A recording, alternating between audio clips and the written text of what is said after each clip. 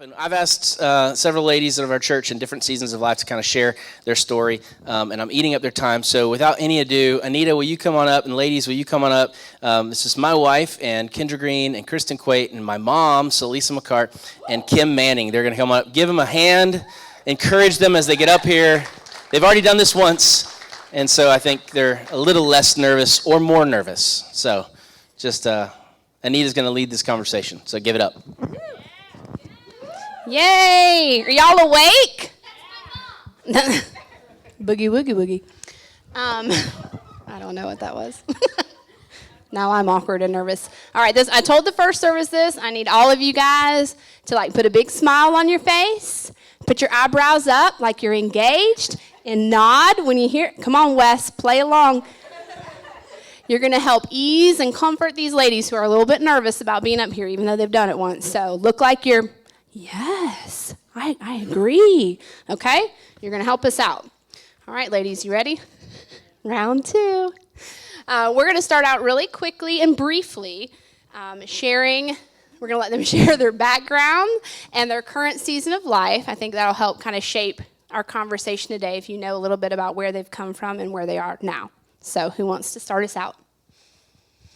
I'll start us out this time. I'm Kim Manning, and I grew up in a Christian home. I was raised United Methodist. I was baptized as an infant, and I went to church every Sunday, so I was a Christian until I realized I wasn't. And so I was 23 years old. I moved to South Carolina from Ohio, and that's when I got the big picture of who Christ was, and that's when I accepted him in my life. So been a Christian since I was 23, and then it took me another 16 years to realize that there was more to being a Christian than just going to church and even just being involved in church. But about 3 years ago is when I really realized what a relationship with Christ was. And that brings me to the stage of life where I am right now, which is I'm a single mom of 4 kids. And I started living as a single mom 3 years ago. And that's where I found out who Christ really was and what that relationship really meant.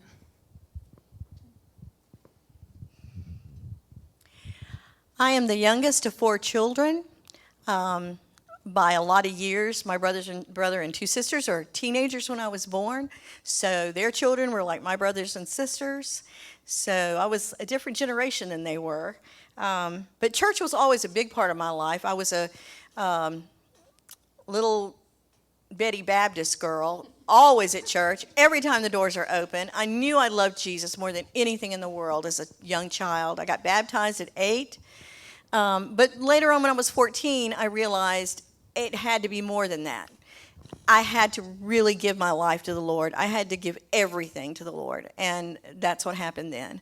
And so it's just been quite an adventure ever since. As far as my time in life, I am considered what you would call an empty nester.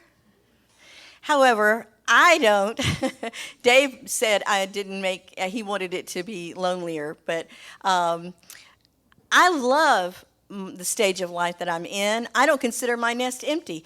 It started out with my nest with 2, and then Philip married Anita, and then my daughter had her daughter, and then Philip and Anita had 4, and they don't live with me, which is okay, but my nest is fuller than ever, and I love it. These aren't my golden years, they're my grateful years. Because I am so incredibly grateful that I'm still here at this age in my life, that I'm still active and healthy and enjoy serving God and being with my family and making all new friends since I've been here at Grace Collective. I have the mic. I guess I'll go. My name is Kendra Green, and I am, thank you. I am 29 going on 30. I am the younger one up here. Thanks. I didn't mean that in a bad way. I wish I was older. No. So I grew up in church my whole life. My dad is a pastor. We actually moved to the South to church plant, so this is home for me because I did it. I don't remember not being a Christian, so I don't feel like I have this big, oh, I was like a drug dealer and then I decided to be a Christian. I'm not. I don't have like I prayed this prayer here. It was just this progression. And kind of I'm thankful for that because I think he used that to save me from myself. But I am married. Tim is my husband, and we have 2 little girls. I have a 2.5-year-old. She's a lot if you've ever met her. And then we have this is always confusing, we have a 2-month-old who's been out of the womb for almost 6 months. Anyways, if you got the email about Ren, that's my little one. I was a teacher. I went to a Christian school and got my teaching degree and got hired in Fort Mill right afterwards and taught for 5 years and then decided after I had Leland, I think I want to stay at home. So I work from home. I teach English as a second language, and I am mom all day.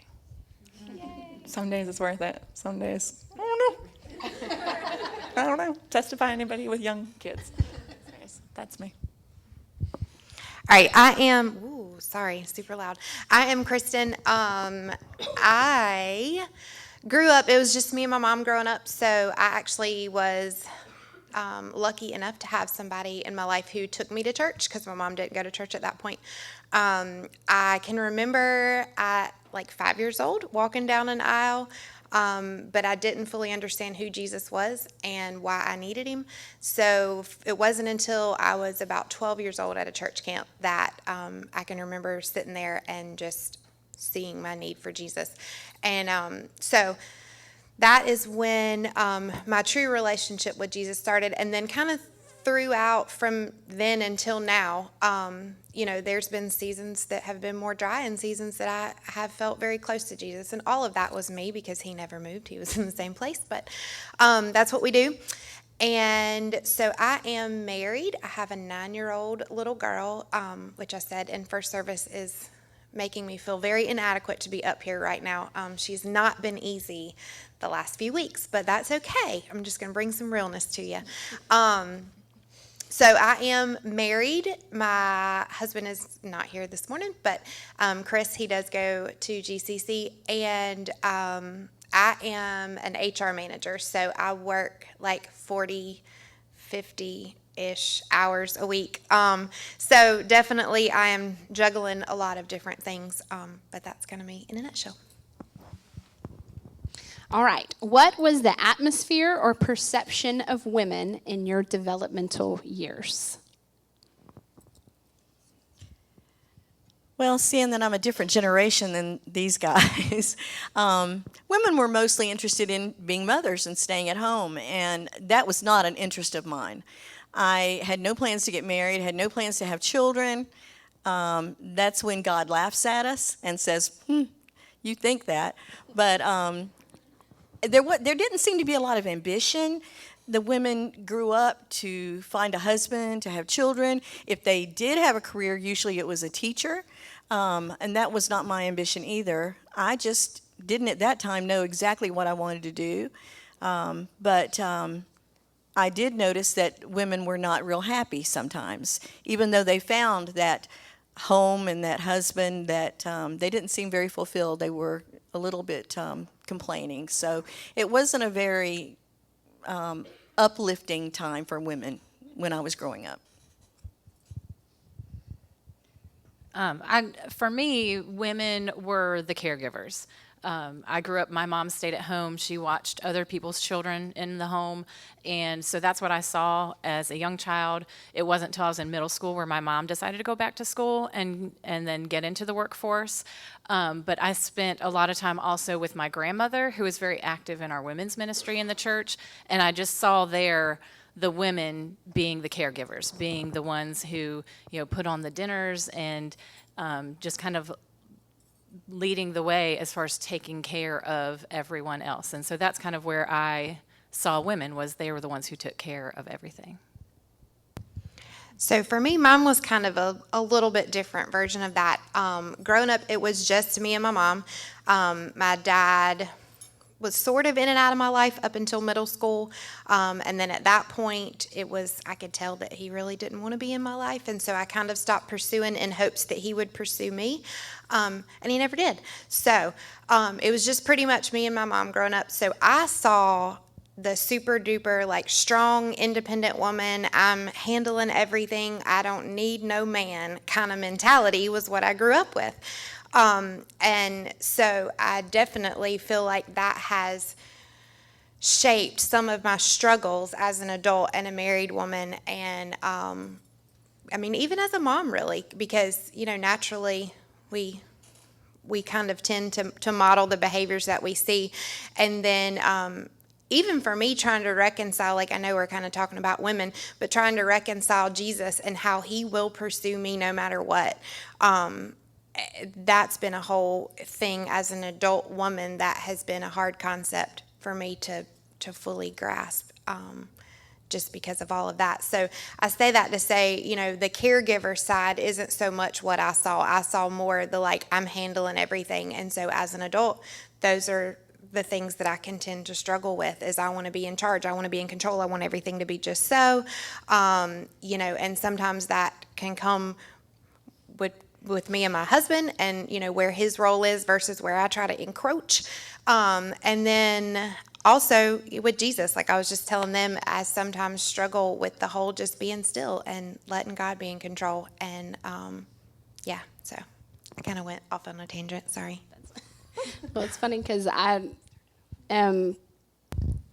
identify with that, but not in the way of that was how it was modeled to you. It's funny because not many of you know my mother, but first of all, let me say I love my mother, and she is a saint. But I am not like my mother at all. She's very quiet. We're just very different personalities. And she grew up. She's the same generation as Salisa. She kind of grew up like she made dinner. You know, those kind of things that you think about like in the 50s and 60s. And I was determined not to be like that. Like, I am not going to be this quiet, docile, never share my opinion kind of person. So I feel like I struggle with those same things, but it came from a very different place. And both of my parents are Christians. They love each other. They're still married. I'm just a completely different personality. And so watching my mom grow up, I was like, nope, Anita's going to stand up for herself. But that has created some of those same issues as well. So that's funny that two totally different childhoods can still bring up the same things that we struggle with.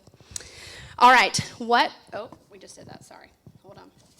Smile and nod, we're doing good? Everyone okay? Yeah, all right. I missed one? Yeah. They don't all feel like they have to answer every question. Is that okay, or do you want to hear? We can.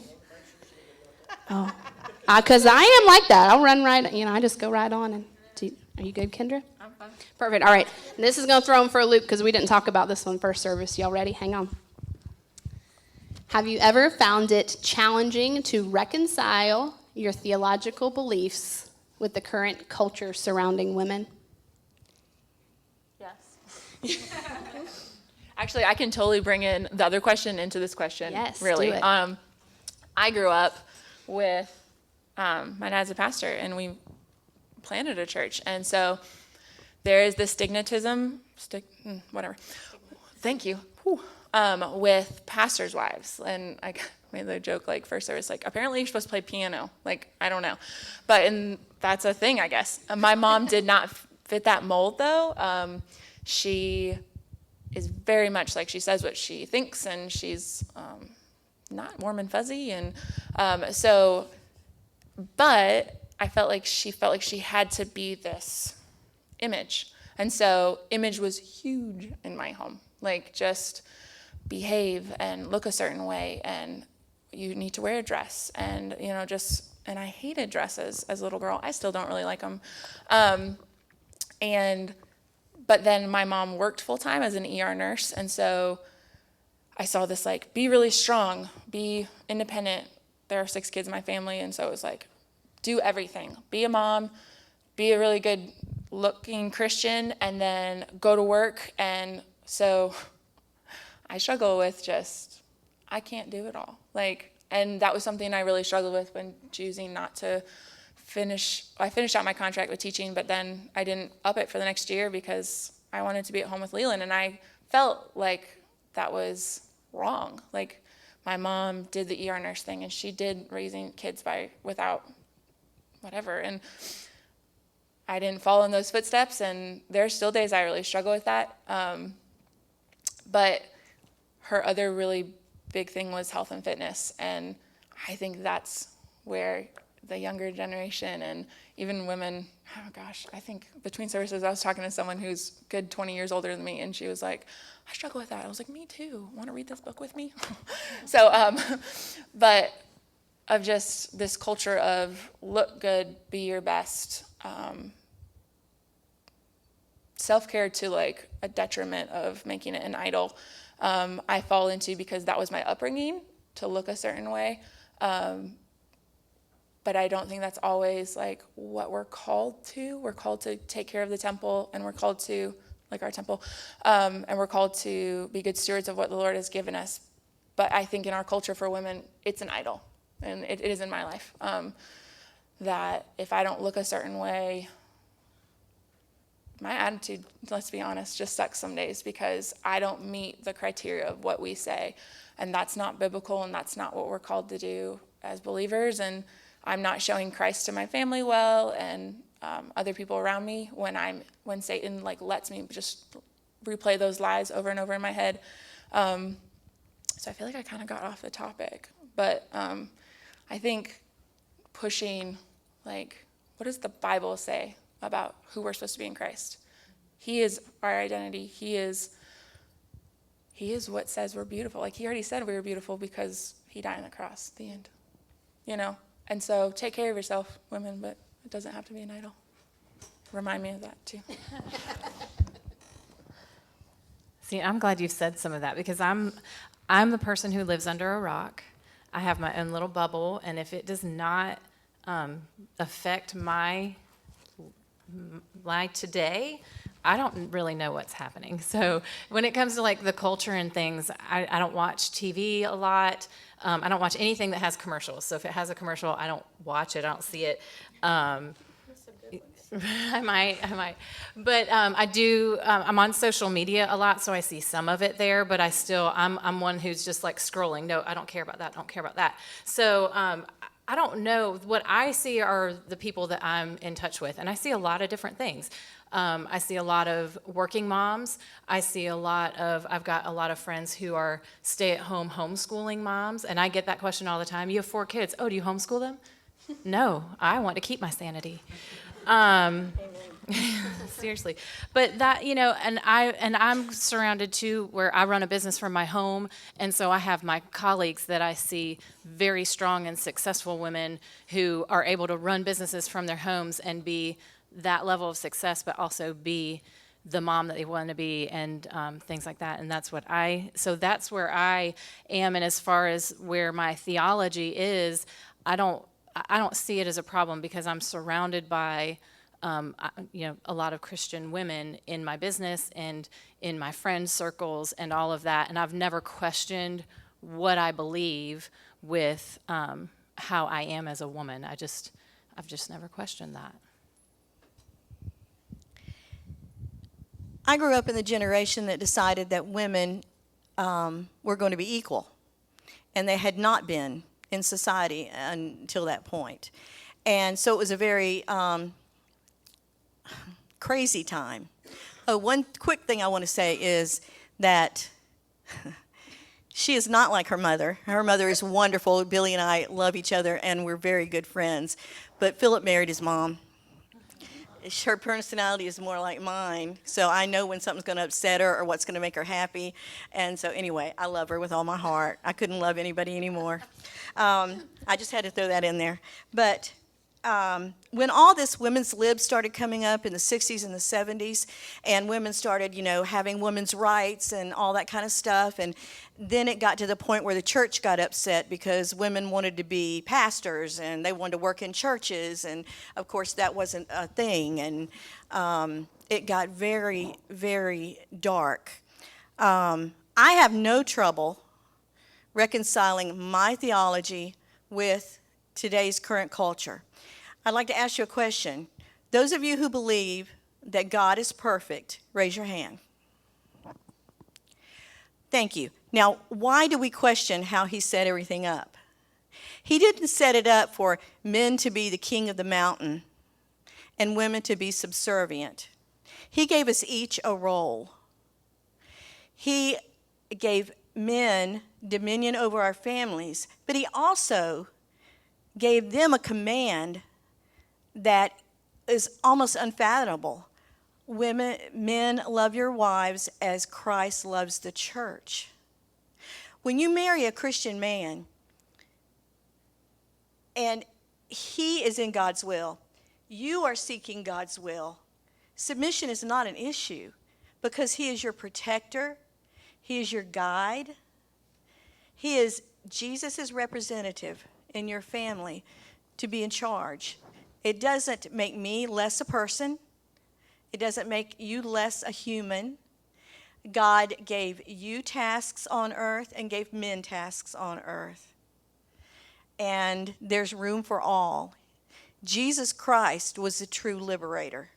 He didn't offer salvation just to men or women alone. He offered it to all, no matter what race, ethnic background, whatever, man or woman. So in today's culture, my theology is just right. All right, we're going to combine two questions. So last service, we talked about what advice would you give to those in your stage of life, but we didn't get to what advice would you give to the generation behind you. So we'll encompass both here as we kind of wind down our time. So for me, I would say that they're both probably the same thing. And it's kind of three-ish things in one. One, just be real. Y'all, we don't all have it together, even when we walk in looking like we have it together. And we look at the person next to us, we look at social media, whatever we're looking at, like you see just exactly what people want you to see, and we don't have it all together. I said in first service, like when Philip asked me to do this, I was like, literally, I'm the conductor of the Hot Mess Express. I do not need to be sitting up on that stage. But we probably all feel that way in some way or another. So one of my biggest things is just to find a friend or a group of friends that you can be you with. Like, you don't have to have on a mask, and if you have on the mask, they know that it's still on. And I think that's really important with somebody that can see things in your life and point things out in your life, good and bad, but that you can just be you. And then for me, I'll make this one quick, but it's to make time for Jesus, because I was saying in first service, like, I find that everything else screams, your kids, your husband, your job, all of that is screaming for attention. And so sometimes it's easier to focus on the things that are on fire, so to speak. And then I personally sometimes don't make time for Jesus, which would help me be a better mom and a better wife and a better HR manager, or whatever those things are. So those are kind of my, in a nutshell, things. Okay. No, go ahead. What I said in first service was for what I would tell, actually, I would tell this to the younger people too. Yeah. So I said, find 3 people. I think it's really important to find someone who is the stage kind of ahead of you, who's maybe a little older, someone that you know is following the Lord. That doesn't mean they're perfect, but who is submitting to him in their daily life, who bears good fruit. Like, if they're married, they have a good marriage. If they have kids, they're trying to impart Jesus into those kids. And that doesn't mean they have to be married or whatever. That's a whole different thing. Find someone that is where you are at, so that you have someone to be like, oh my gosh, is having a 2-year-old like the hardest? It is.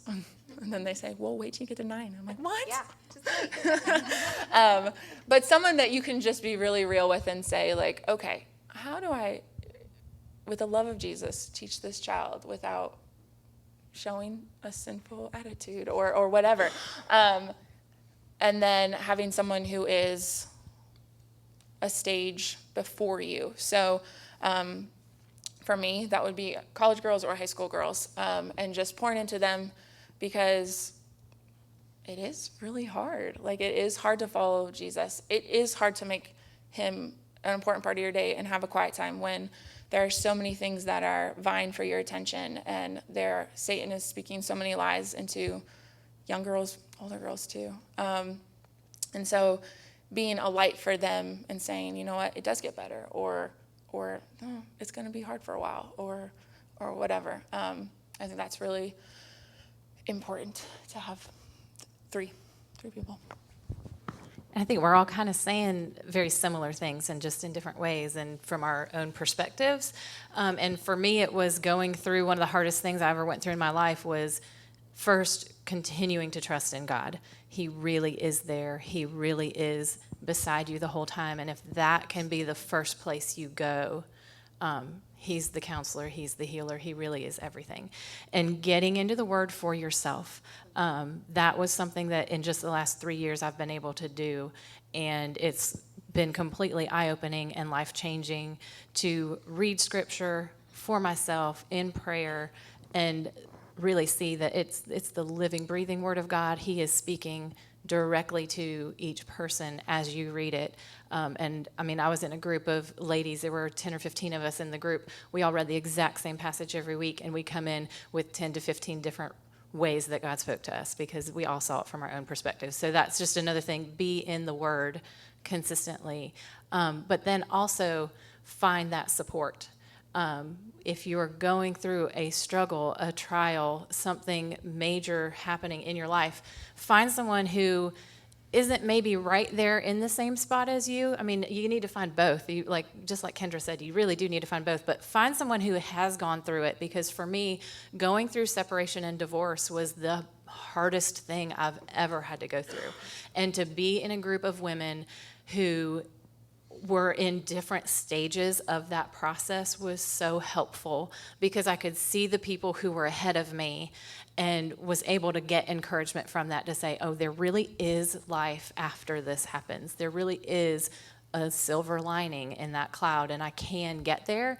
And now being where I am 3 years later, I can be that encouragement to someone else and tell the person who is going through it, you need to just keep going, keep breathing, one day at a time, but just finding that support. So trust God, be in his word, and then find that support, and know you are not alone.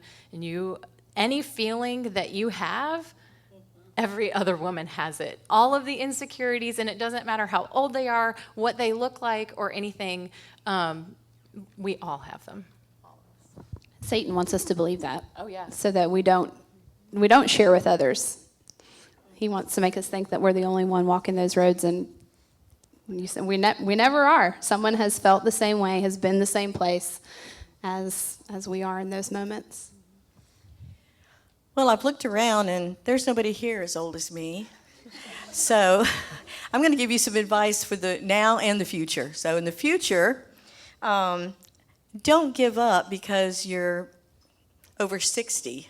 People tend to sit back on their laurels and say, well, I worked in the church and I did this, and now it's up to those young people. Well, folks, that is not the case. If you weren't supposed to be serving God at whatever age you are, then you wouldn't be here, because that's your purpose, is to serve God. So don't give up. Push harder as you get older. Sometimes it is hard when you're tired, but you just got to push yourself, and then you're always glad after that. Don't live life only for others. Remember to do things for yourself as you get older. And this applies to both ages. Service is what really fulfills you, doing for others. But don't forget to enjoy life, and don't forget to love.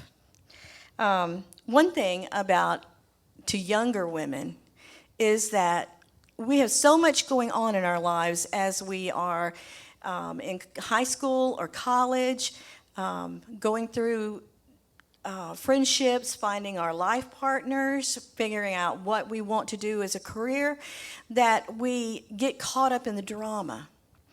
You need to always put Christ first. Put Christ first over others, over hardship, over trauma. And that's how you get through it all. And I agree wholeheartedly with these other ladies. You need multi-generational friends. I can spend time with Savannah and Riley and their high school friends, and they may think I'm weird, but I have a great time. I spend time with some of the college girls, and we have a great time. Woo! They just like my cooking. I spend time with younger women that have children, and we have a great time. So I believe you need multi-generational friends. Just remember, like I said, serve, enjoy, and love. So I was talking to someone between services, and she was like, something you said this really made like a difference. And I was like, oh, I didn't think I could have. Okay, thanks, Lord. But we started talking, and I had been praying about going through a book that I've already started, but with other women. And so I'm just going to open it up. I told this person I would host it at my house, but I got to hear a woman named Sarah Ivell this summer, and she wrote a book called Never Enough. And when I heard what she was going to talk about, I was like, oh, this is going to be one of those, like, you're awesome, and the Lord loves you, so go and be awesome. But well, yeah, thank you. But what I really liked about it was the focus is on Jesus, and she actually did, like, exegetical study, and she talks about the Bible in this. It's not just, like, feel good about yourself, the end. But it does combat lies that I think a lot of women believe. She has 5 lies. And it's not all just married women. She talks a lot about singleness. She talks a lot about work achievements and trying to, like, please your superiors and stuff like that. Anyways, a couple of us are already going to just go through this. So if you're interested, let me know. If you want to. The one thing I was going to tag on to all of that, I think that I agree with all of that, is that sometimes, ladies, especially you people that may be more introverted, you have to step out. You have to talk to someone. You have to reach out and say, hey, I see you're going through the same thing as me, or hey, you're older than me. Could we get together for coffee? Or sometimes we have to take that. I know it's awkward.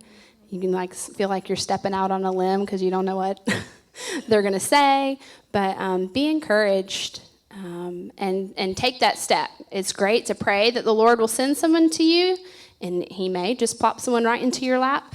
But sometimes I think we have to step out and look for those and ask people to speak into our lives. So would you give these ladies a hand? Aren't they awesome? All right, we're going to wrap up with a word of prayer. Heavenly Father, thank you so much for today. Thank you for each of these ladies on this stage and each of the ladies in our church and the different journeys you've had each of them on through their lives. Father, I pray that we would love each other well. Father, that we would be women that encouraged and lift each other up and walk with each other through things that are not fun in life.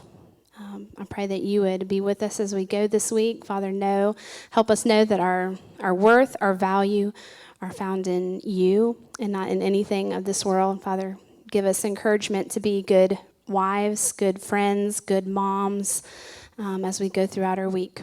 We love you. Amen.